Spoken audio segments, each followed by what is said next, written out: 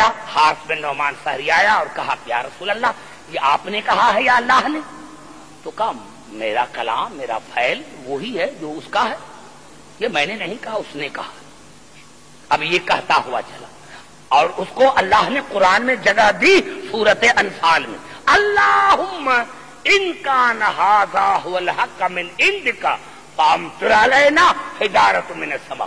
اے میرے پروردگار، اے میرے پروردگار، اللہ کو مان رہا ہے، رسول کا صحابی ہے،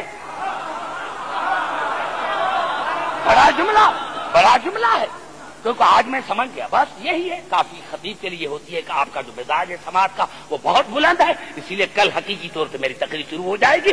میں نے کیا کہا آپ کا جو سماعت کا معیار ہے وہ میں سمجھ گیا۔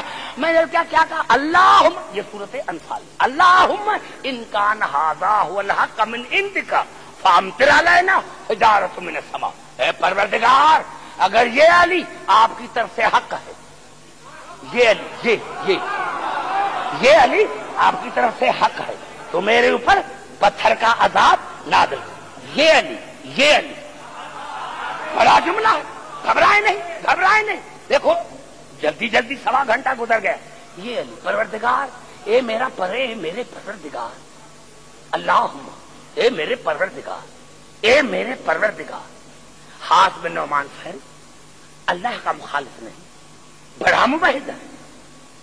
اے میرے پروردگار، اللہم ان کان ھذا ھو الحق من عندک فامطر علینا حجارۃ من السماء۔ اے میرے پروردگار اگر یہ علی آپ کی طرف سے حق ہے تو میرے اوپر پتھروں کا عذاب نازل کر۔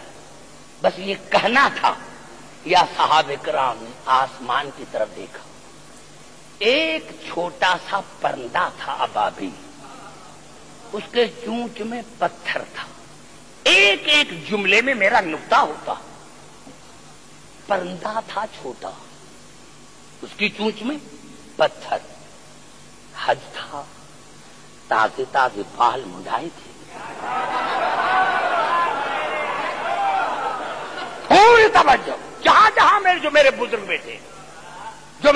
بیٹھے ہیں تمام حضرات کے لیے، وہ پرندے کے چونچ میں پتھر، پرندہ نیچے آیا، ٹنڈ میں پتھر لگا، آیا اونٹنی پر آیا، دونوں مر گئے، دونوں اونٹنی بھی، دونوں۔ بڑا جملہ پھر میں نے کہا اتنا بات رکھن ہے، جو پرندہ لے کر آیا، پرندہ ابابیل لے کر آیا، ابابیل لے کر آیا، پرندہ چونچ میں پتھر ہے، آیا ٹن پر لگا، حارث بن نعمان فہری کے نیچے اترا، اونٹنی کو لگا، دونوں مر گئے۔ میں نے عالم تسار میں سوال کیا، اے میرے پروردگار اگر حارث بن نعمان فہری علی کی ولایت کا قائل تھا، اس کو عذاب ملنا چاہیے تھا، یہ اونٹنی نے کون سا قصور کیا؟ اگر یہ جملہ میرا سمجھ میں آ جاتا تو آپ ضرور داد دیتے، لیکن آپ کا پتا ہے کہ میری روح وہاں کھڑی ہے، جہاں میری روح کھڑی آپ کو وہاں آنا پڑے گا، آپ کو وہاں آنا پڑے گا۔ یا اللہ اس نے قصور کیا تھا، یہ عذاب اونٹنی پر کیا کیوں گرا؟ اللہ نے کہا عبدالحکیم آج میں نے تمام عالم انسانیت کو سمجھایا کہ انسان تو انسان، اگر جانور بھی علی کے مقابلے میں آئے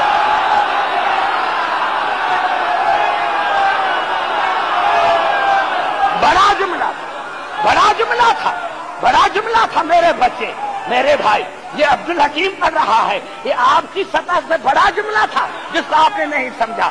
یہی سبب تھا کہ کسی جنگ میں کوئی اونٹنی پر سوار ہو کر آیا تھا تو علی نے کہا کس کی ٹانگیں کاٹ دو، تو کہا مولا یہ اونٹنی جانور ہے، کہا جانور نہیں، جو میرے مقابلے میں آتا ہے وہ شیطان ہے۔